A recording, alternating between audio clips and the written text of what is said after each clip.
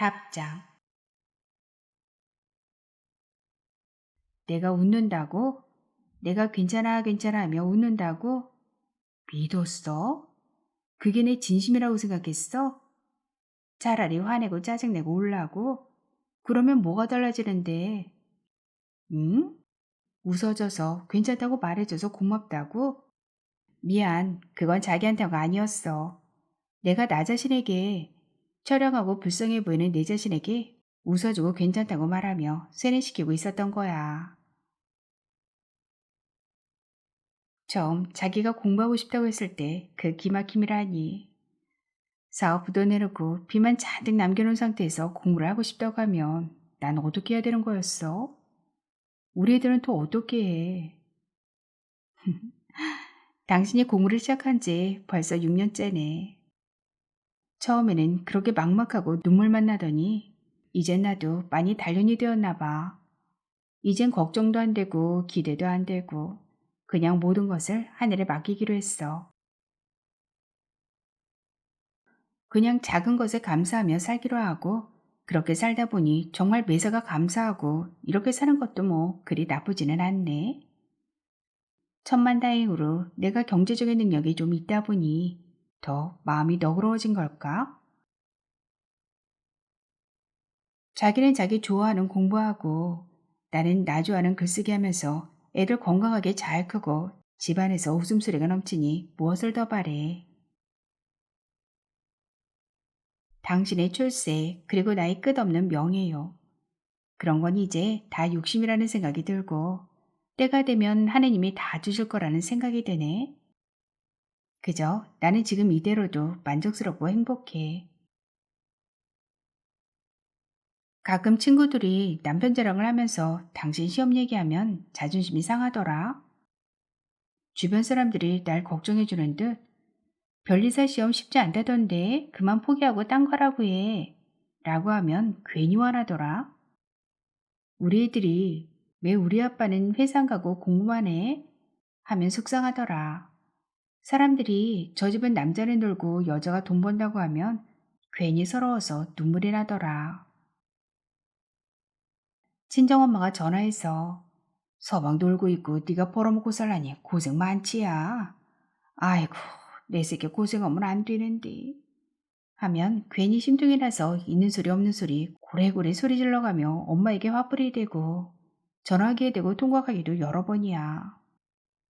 내 새끼 그려 네 자존심이 어디 가서 하소연을 하겠냐.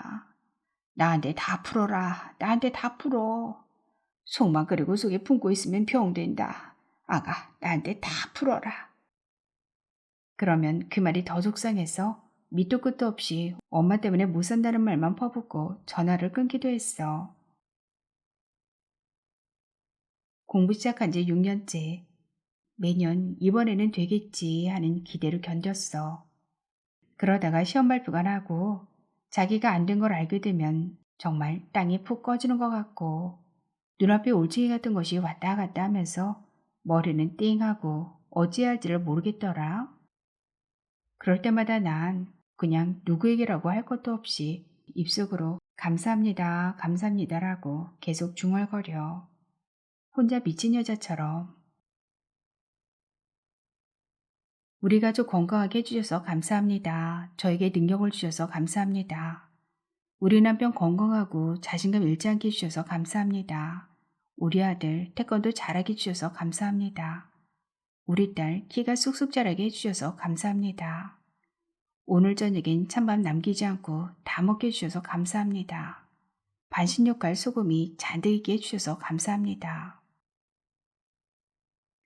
괜히 그냥 생각나는 대로 눈에 띄는 대로 주워 붙여대며 감사하다고 막 중얼거리지.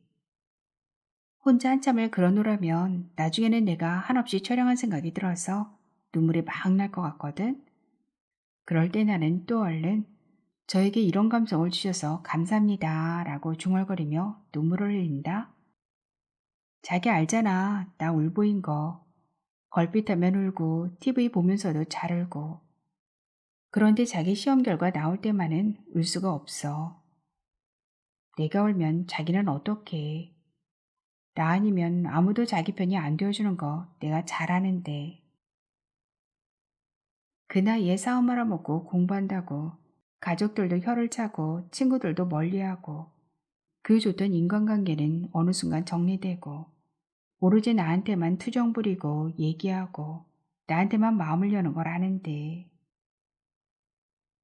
돈 못 벌고 공부한다고 자꾸 내 눈치 보는 것도 내가 아는데 내가 자기 시험 떨어졌다고 울고불고 하면 자기가 얼마나 상심하겠어.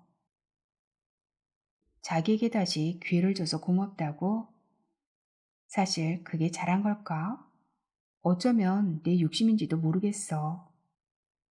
자기를 꼭 별에서 만들고 말겠다는 나의 허영 같은 거. 다행히 자기는 공부하는 걸 좋아하고 다시 시작해보라는 말에 눈물까지 흘리며 고마워했지만 어쩌면 자기를 위해서가 아니고 나를 위해서인지도 모르겠고 내가 포기를 못하는 건지도 모르겠다. 사람들이 나보고 늘 웃고 있고 낙천적이고 긍정적이라서 좋다고 하지만 솔직히 나 정말 힘들어. 울고 싶을 때도 많고 혼자 우는 때도 많아. 그런데 자기 앞에서는 안 울래. 그리고 당당하게 견딜래. 대신 자기 합격해서 돈 많이 벌고 능력 있는 변리사 되면 평생 내가 뒷바라지했다는 빌미로 내가 뒷바라지하며 흘린 눈물이 한강이라고 공지사에 되며 자기 꽉 쥐고 살래. 각오해. 내가 늘 웃고 괜찮아 괜찮아 라고 말한다고? 바보.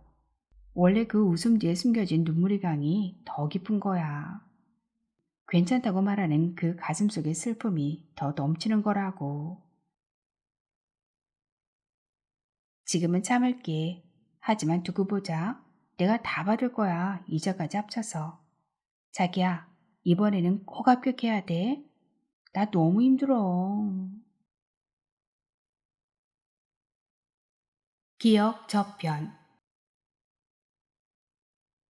서로 자신의 죄 때문에 한 번쯤은 눈 감아줄 수 있는 외도가 있는가 하면 평생을 남편의 외도 때문에 속을 끓이고 살아야 했던 세대의 부부 얘기 한 가지. 60을 훌쩍 넘기고 70을 바라보는 시할머니. 매주 일요일이면 남편과 같이 등산을 하신다.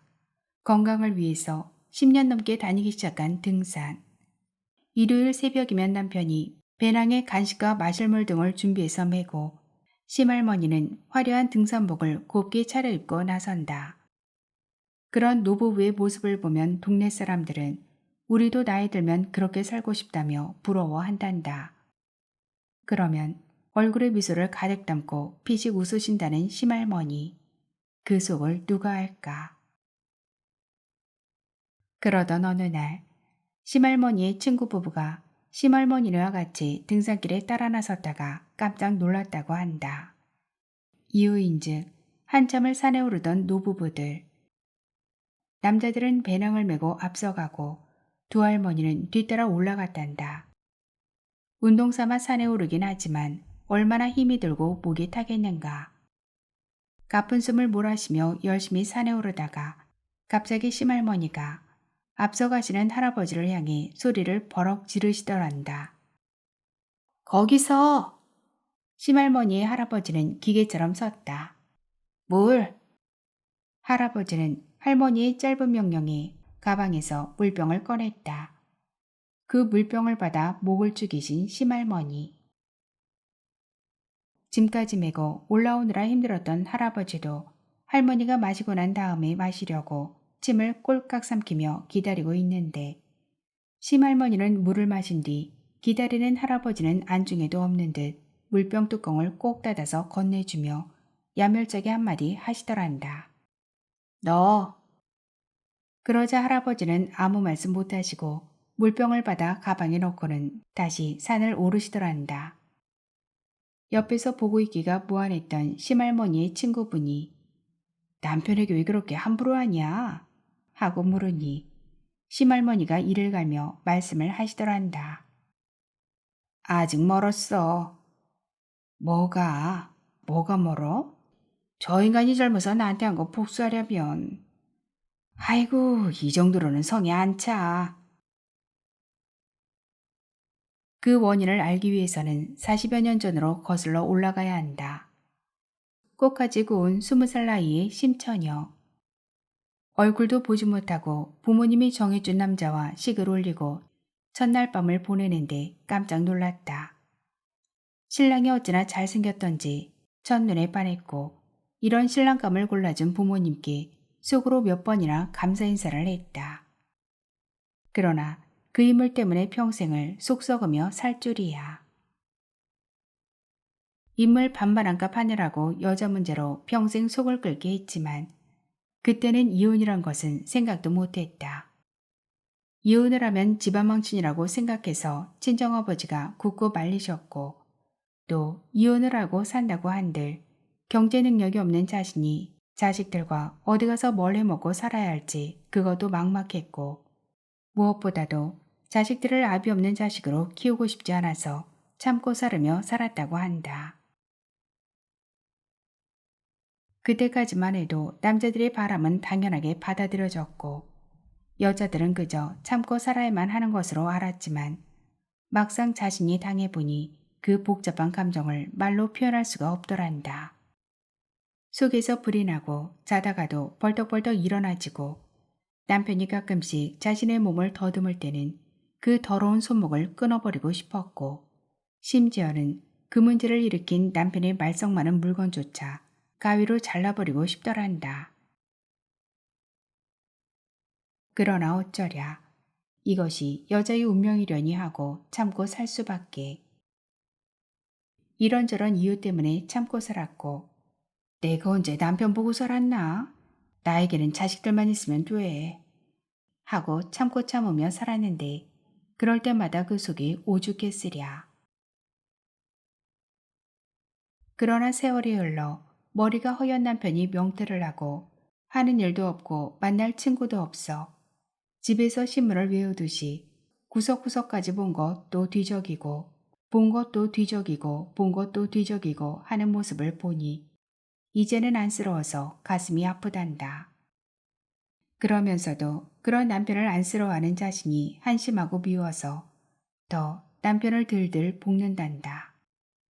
이 연병을 영감탱이 젊어서 나한테 잘했으면 내가 이럴 때 실컷 안쓰러워해주고 말벗도 해주련만. 아휴 웬수 미워도 미워할 수도 없고 안쓰러워도 안쓰러워할 수도 없으니 으이그 그래서 더 미워 더 미워. 기억 저편에 자리 잡은 상처 때문에 시할머니는 할아버지를 미워하면서도 그놈의 정 때문에 제대로 미워할 수 없는 것을 안타까워했다. 이게 정인가? 미운 정, 고운 정. 부부가 뭔가 남남이 만나서 가정을 이루고 사는 것.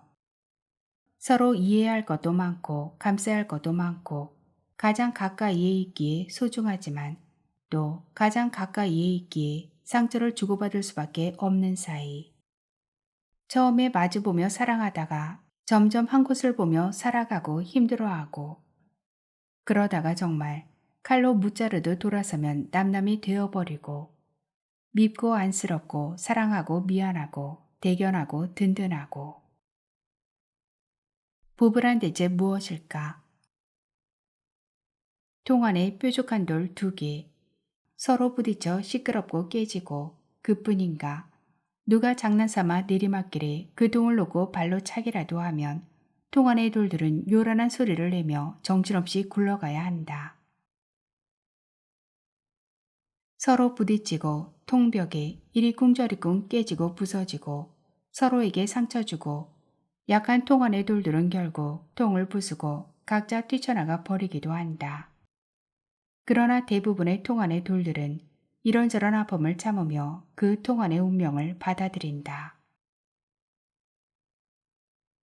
각자 차이는 좀 있겠지만 통의 운명이 어떻게 될지는 아무도 모르기에 돌들도 자신의 운명을 알 수 없다. 단지 통 안의 돌 2개가 서로 상의하여 보이지 않는 바깥 세상을 향해 힘을 합쳐 이리저리 통을 굴려보는 것이다. 힘들고 지치고 막막할 때 서로가 지겨울 때가 분명히 있다. 그럴 때마다 통 안의 돌들은 서로를 위로하기보다는 누가 나를 이 통 안에 넣었나 원망도 해보고 누군가 자신을 그 통에서 꺼내주기를 바라기도 하고 뛰쳐나가 보려고도 할 것이다.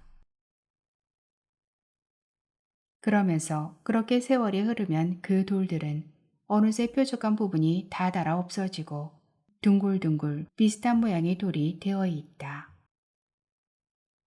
그래서 부부는 닮는 것인가 보다.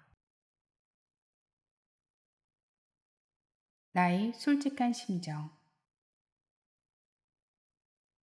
남편이 사업에 실패해서 빚만 잔뜩 남기고 애들은 어린데 공부하고 싶다고 했을 때 그 막막함이란.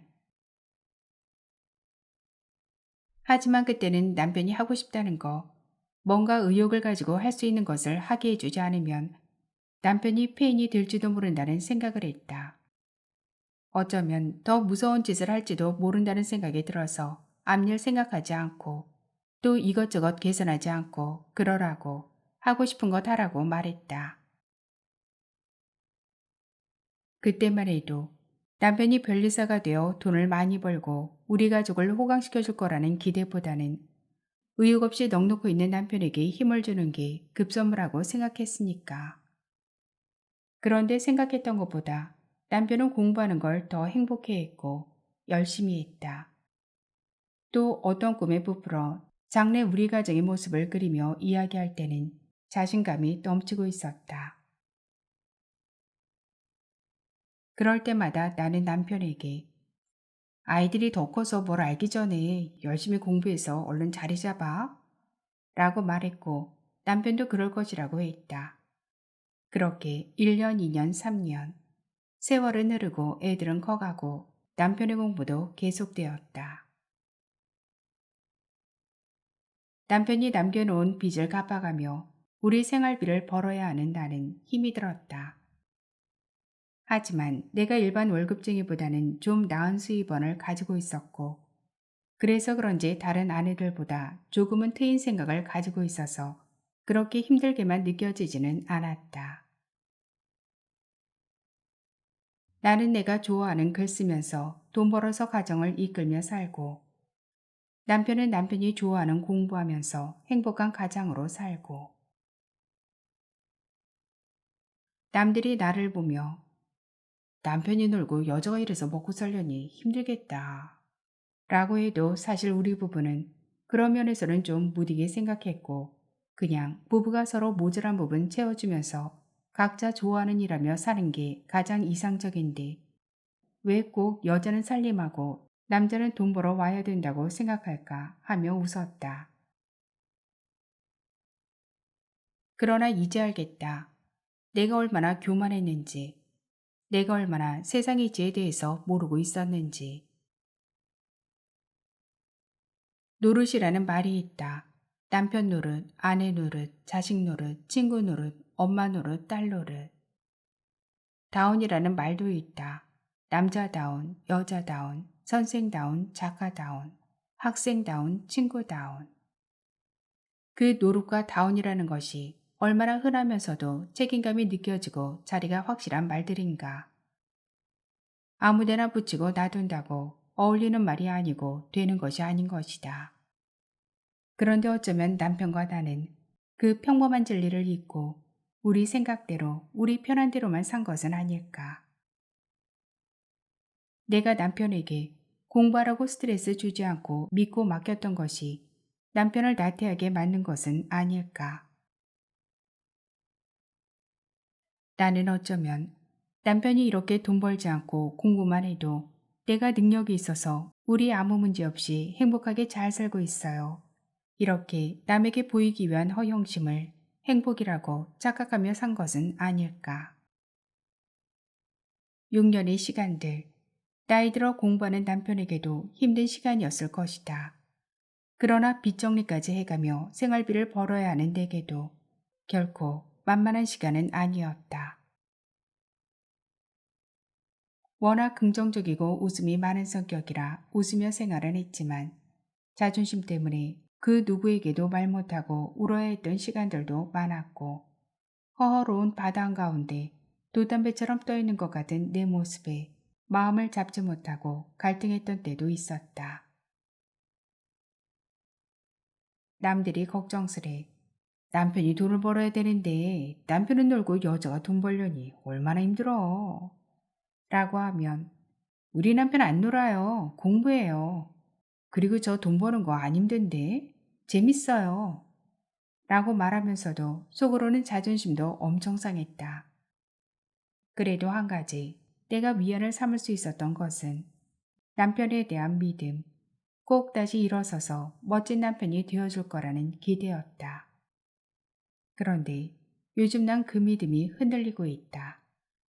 남편의 행동들이 마음에 들지 않고 심지어는 한심한 생각까지도 든다. 소파에 누워서 TV를 보는 모습이 눈에 띄면 저 인간 저렇게 텔레비전만 보다가 언제 공부해? 늦잠 자는 걸 보면 잘한다. 수험생이 자고 다 자고 언제 공부하냐? 담배 피우는 걸 보면 남들 하는 건 다 하네. 담배 하나 못 끊는 이지로 뭘 하겠어. 어디 놀러 가자, 맛있는 거 먹으러 가자고 하면 아이고 저렇게 자기 주제를 모르니. 애들한테 소리치는 걸 보면 아빠 노릇도 못하면서 의무를 다하지 않으면서 권리는 왜 내세워? 친구들하고 술 먹고 들어오면 공부는 무슨 내가 헛짓하는 거다.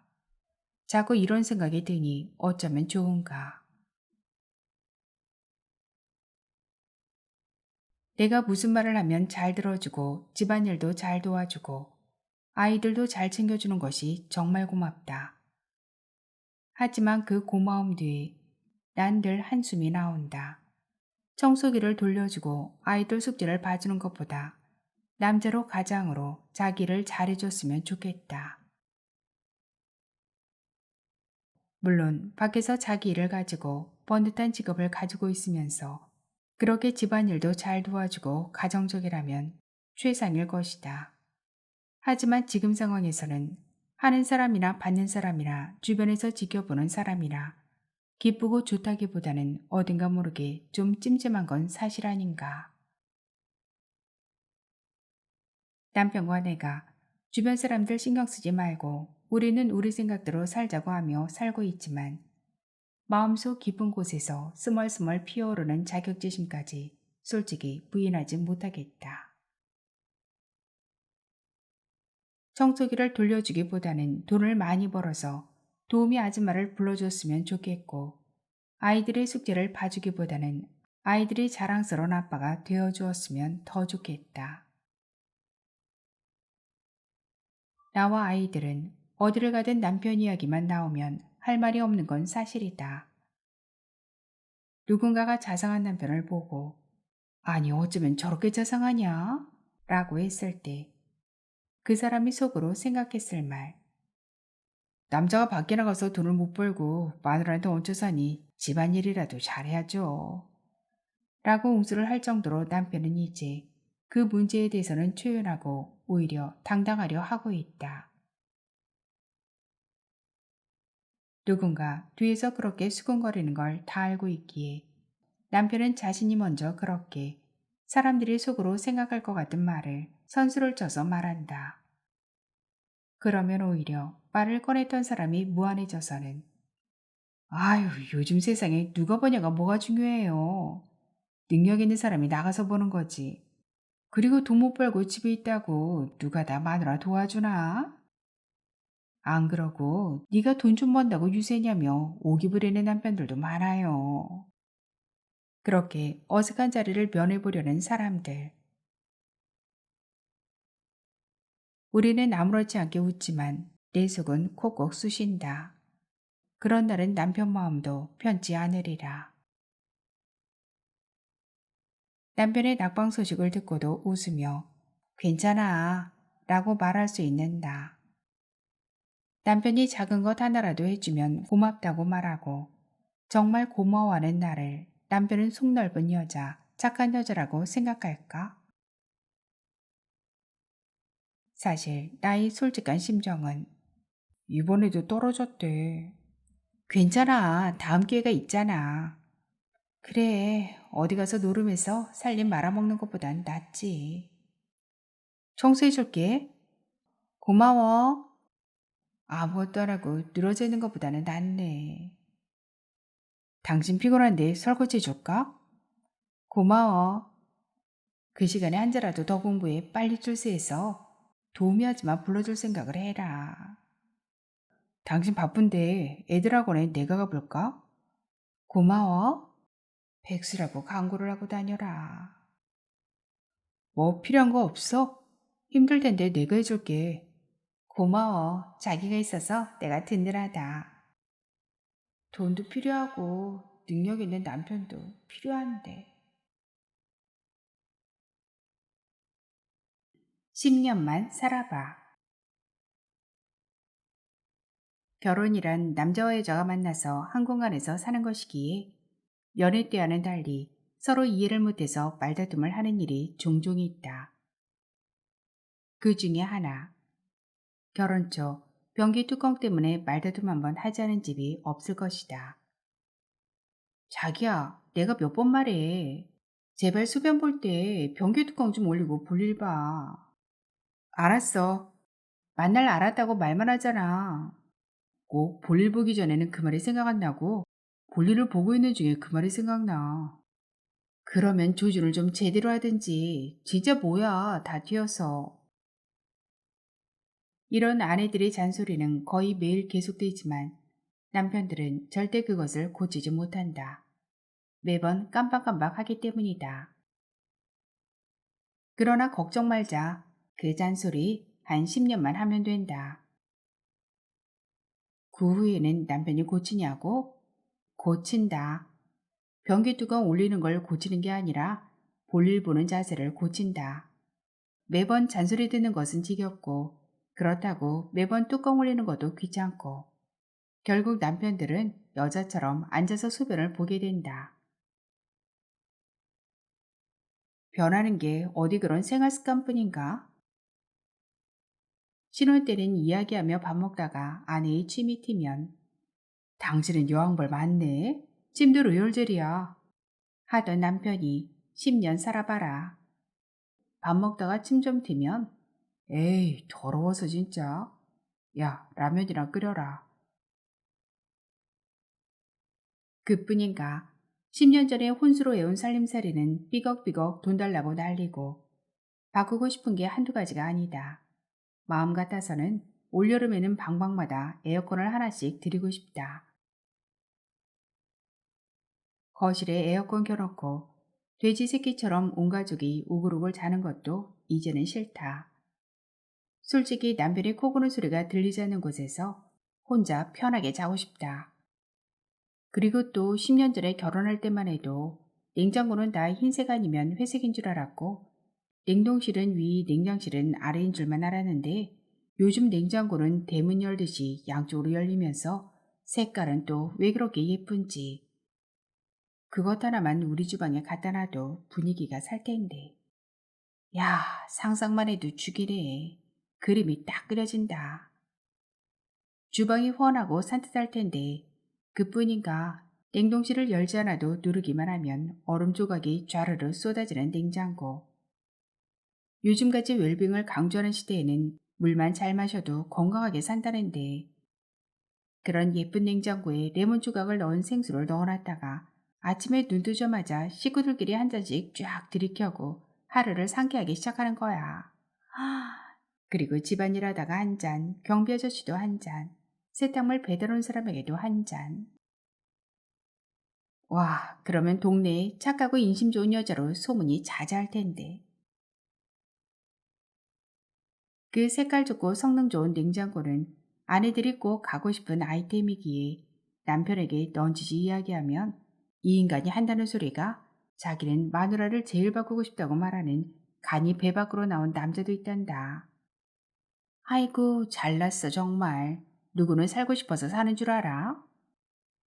애들 대학만 가면 아니다. 결혼만 하면 아니 결혼해서 애 낳는 것만 보면 그래 그때는 이혼할 줄 알아. 하고 결심만 죽어라고 해대는 아내들. 결혼 10년. 주부들은 유행을 쫓을 수 없음이 우울하고 나이 드는 것이 슬프다. 기대하는 것은 많은데 그것에 대한 자신감이 없는 스스로가 불안하다. 아무도 관심을 가져주지 않는 것이 서럽다. 더 이상 여자로 보이지 않는 것이 슬프고 또 슬프다. 누구나 주목받는 인생을 살고 싶어 한다. 그러나 그것이 쉽지만은 않은 일. 그러나 줌데렐라는 서러워하지만은 않는다. 포기하지도 않는다. 자신이 행복할 수 있는 방법을 알기 때문이다. 그래서 과감히 털고 일어나 남편에게 외친다. 당신, 가정의 평화와 화목을 위해 또 원만한 부부관계를 위해 세 가지만 명심해. 첫째, 따지지 마. 둘째, 불평하지 마.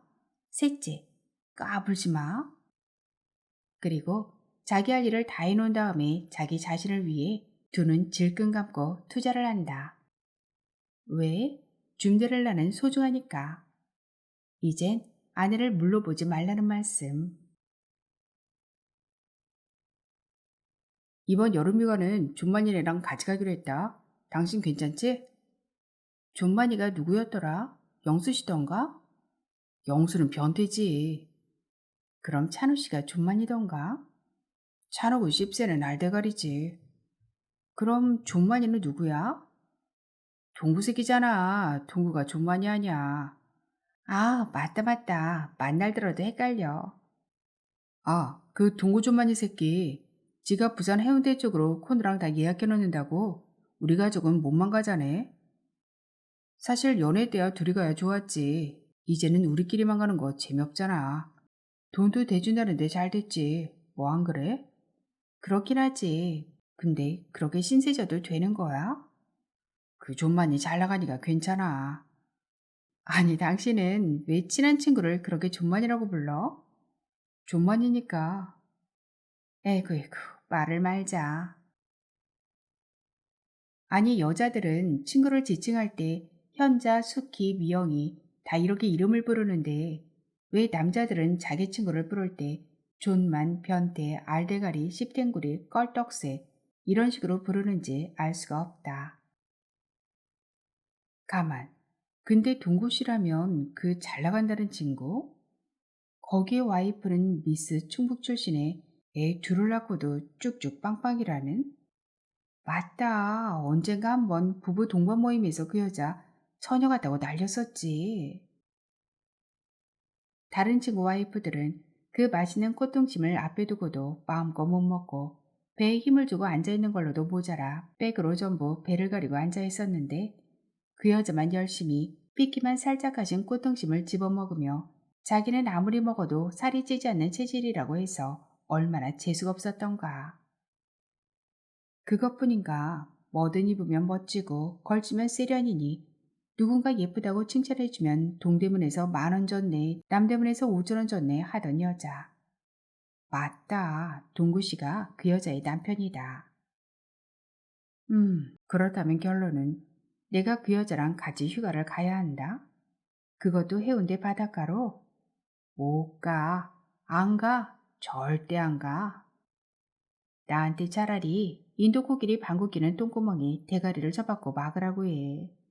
코가 썩어 문드러져도 막고 있을 테니. 절대로 그 여자랑은 안 돼. 너무너무 비교된단 말이야. 에이, 나 쭉 땡겨서 안 돼. 안 돼. 절대. 네버. 나라고 자존심도 없는 줄 알아? 나도 여자라고. 아줌마는 뭐 감정도 없고 공짜라면 무조건 덤비고 되는 대로 막 사는 사람인 줄 알아? 나도 해변에 가서 타올로 배 가리지 않고 그저 자연스럽게 수영복만 입고 돌아다니고 싶다고. 그 여자랑 나랑 같이 다니면 아시아배 사머리가 틀 텐데 그 짓을 내가 왜 해? 못해. 안 해. 그러나 아, 짱구를 15도 각도로 돌려서 조금만 더 생각해보면 어차피 휴가 가야 되는 거 아닌가? 열심히 일한 당신과 나 쌈박하게 놀아주고 휴가를 통해 충전을 해야 되는 거 아니냔 말이야. 휴대폰 배터리도 충전을 해야 쓰는데 인간이라고 왜 충전이 필요하지 않겠어? 그래, 충전. 휴가를 통해 충전을 만땅하고 올 하반기를 또 열심히 살아보는 거야. 근데 왜 하필 동구 시내랑 같이야? 그 와이프 앞에만 가면 난 초라해지는데 그냥 우리 가족만 가자고 할까? 휴가비가 만만치 않을 텐데 어쩌면 회사에서 나오는 휴가비를 다 쓰고도 비자금까지 털어야 될지도 몰라. 아, 어쩐다. 에이, 그냥 눈 딱 감고 같이 가. 공짜잖아. 그래, 휴가비가 굳는데 그 정도야 뭐. 그래, 가자 가. 그리고 뭐 사실 솔직히 말하면 나도 그리 빠지는 외모는 아니잖아. 살짝 나온 귀여운 똥배? 귀엽다고 하기에는 좀 많이 나왔나? 그래도 나 처녀 때 정말 예뻤던 사람이야. 남자들이 줄을 섰거든. 하긴 처녀 때 안 예뻤다고 하는 여자 없고 어렸을 때 공부 못했다고 하는 엄만 없긴 하더라만. 하지만 내가 치정을 안 해서 그렇지. 나도 꾸미면 미스코리아 뺨쳐.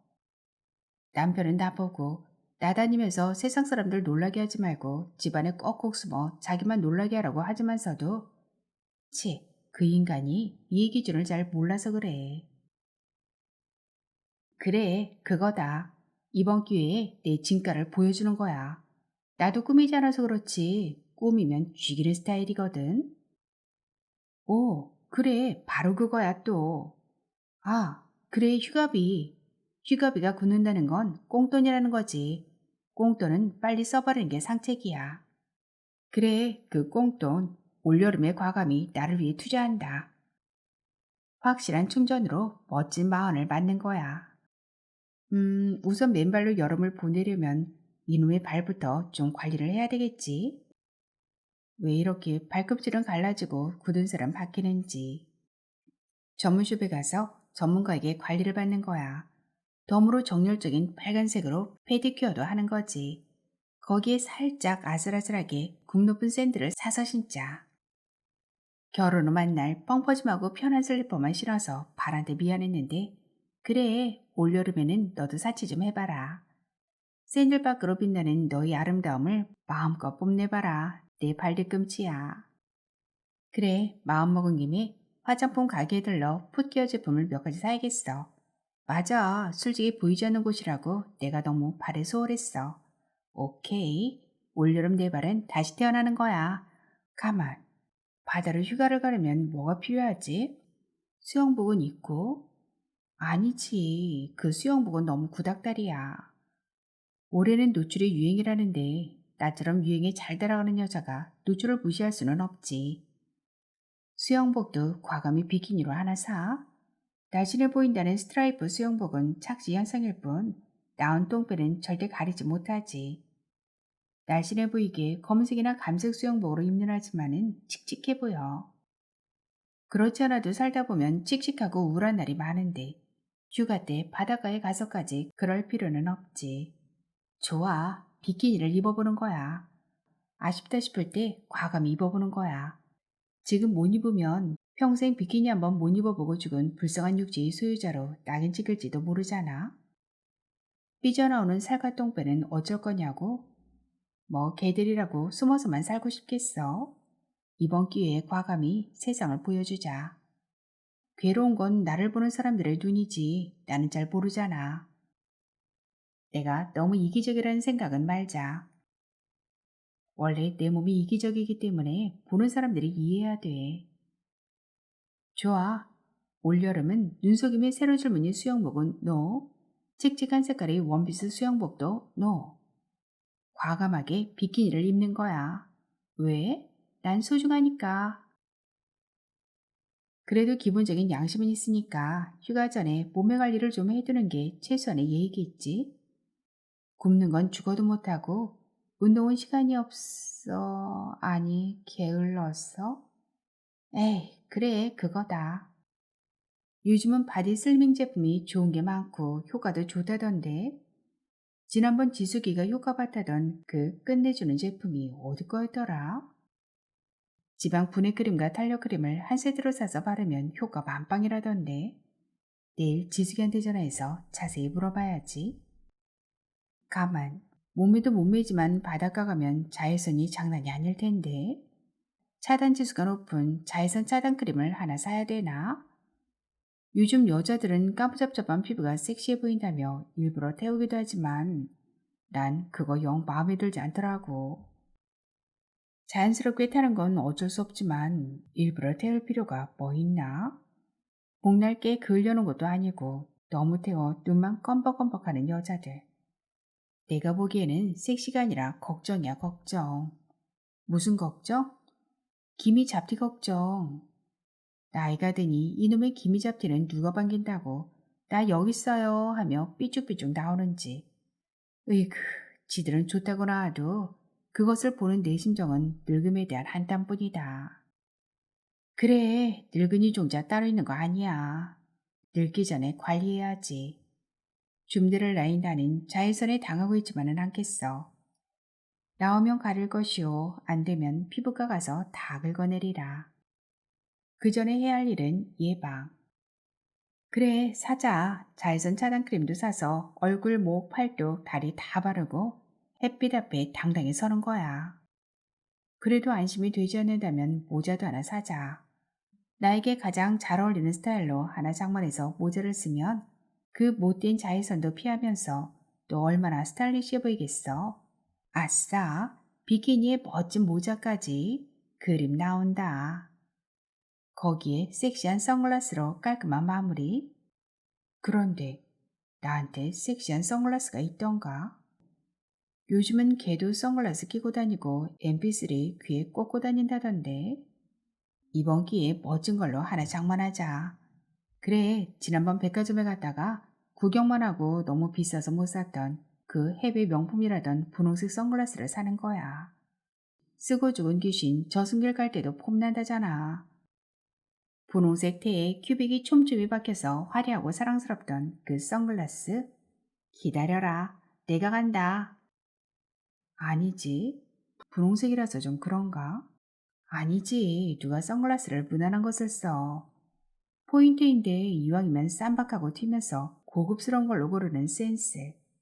선글라스는 패션의 마무리니까 돈 좀 주더라도 좋은 거, 멋진 걸로 사야 돼. 그리고 나처럼 사랑스러운 여자는 분홍색이 딱이야. 먹어준다고 소화 충분히 된다니까. 사는 거야. 좀만이 아니 동구씨 마누라한테 미모를 물리면 패션으로 기선제압을 해야 되지 않겠어? 그런데 나만 그 휴가비를 다 쓰긴 좀 그렇지. 남편 회사에서 나온 돈인데. 그래, 남편도 이번 기회에 스타일을 좀 바꾸는 거야. 만날 양복만 입고 다녀서 괜찮은 레저 이료가 없는데 한 10년쯤 젊어 보이는 걸로 한 벌 사줘야겠다. 자기는 만날 근육이라고 소리치지만 지방 덩어리 뱃살인 거 다 아는데. 휴가지에서 남자의 자존심을 팍팍 세워줄 뱃살을 감추는 스타일로 한 벌 사줘야지. 자기가 벌어온 돈으로 내가 사주고 생색내는 거야. 만날 술에 절어오지 바쁘다는 핑계로 운동 부족이니 살이 찔 수밖에. 배만 동그랗고 남성만하게 나온 검형 체형을 완벽하게 커버해주는 패션 제안을 백화점에서 한다고 지난번에 얘기 들은 것 같은데 뭐라더라? 가디건을 셔츠 대신 헐렁하게 코디해서 내추럴한 맛을 살린다고 했던가? 내일 내 물건 사면서 남성복 코너에 들려 알아봐야지. 뱃살 그까짓 거 못 가릴 거 뭐 있어. 안 되는 게 없는 대한민국인데. 자자, 이 정도만 생각하고 내일부터는 백화점 술래다. 지금은 생각나지 않지만 보면 분명히 필요한 게 있을 거야. 휴가비 굳으니 이렇게 많은 걸 할 수 있구나. 좋아, 좋아. 갈 때까지 가보는 거야. 아싸라비요. 나이 변신은 무죄. 뭐? PDP를 사자고? 그래, 존만이가 휴가비 다 댄대잖아. 그러니까 회사에서 휴가비 나오는 걸로 눈 딱 감고 PDP나 한 대 장만하자. 안 돼, 난 눈 딱 못 감아. 왜 그걸 PDP에 올인을 하냐? 쓸 데가 얼마나 많은데. 괜히 찔끔찔끔 피 안 나는데 쓰지 말고 내 말대로 해. 지난 월드컵 때 보니까 TV는 큰 거로 봐야겠더라. 아니 월드컵도 다 끝났는데 웬 큰 TV 타령? 당신 큰 TV로 보면 드라마도 더 실감나고 좋아. 영화관에 갈 필요가 없다니까. 배용준 조인성이 당신 옆에서 숨 쉬는 것 같을 거라고. 당신 얼마나 좋겠어. 치, 당신이 뭐 설마 나 좋으라고 그러겠어? 당신 심야에 홈쇼핑에서 여자 속옷 선전하는 거 보고 싶어서 그러지? 내가 뭐 변태냐? 아님 수몰떡거리는 포르노 거실에 혼자 앉아 실감나게 보고 싶어서 그러냐? 당신 오해야. 지난번에 그랬던 건 내가 잠이 오지 않아서 프로그램 뭐 하나 보려고 리모컨 돌리다가 우연히 걸린 걸 잠깐, 아주 잠깐 보고 있는데 그때 당신이 자다가 나온 거라고. 웃기시네. 당신 신혼 때부터 그런 거 좋아했잖아. 빨간 마호라니 연예인 비디오니 이런 거 구해다 나 보여주면서 낄낄대고 그랬잖아. 야, 그때는 당신이 하도 어머 저게 뭐야? 어머 어떡해? 어머 어머 어머 어머 하는 게 귀여워서 그랬다. 내가 뭐 그게 좋아서 그런 줄 알아? 나도 그런 비디오 빌리려면 쪽팔린다고. 요즘은 쪽 안 팔리고 구할 수 있어서 좋겠네. 케이블에서 다 해주니. 그래, 좋다 좋아. 좋아 죽겠다. 이 인간아 짐 질질 흘리고 보지만 말고 봤으면 실전에 좀 잘해봐라. 인간이 보고 배웠으면 써먹을 줄도 알고 응용할 줄도 알아야지 말이야. 어이구 진짜. 어쨌든 휴가비로 PDP 살 거야. 내가 오늘 백화점에 가서 주문해놨어. 누구 마음대로 누구 마음대로 주문을 해. 내 돈이야. 내가 일하는 회사에서 주는 휴가비라고. 반은 내 거야. 당신 회사에서 일할 때 나는 놀았어. 나도 휴가비 반은 권리 있다고. 그러니까 PDP 사서 가져보자고. 안 돼. 나 휴가비 나오면 갚을 생각하고 오늘 백화점에서 잔뜩 쇼핑했단 말이야. 뭐? 아직 휴가비도 안 나왔는데 김치국부터 마신 거야, 당신?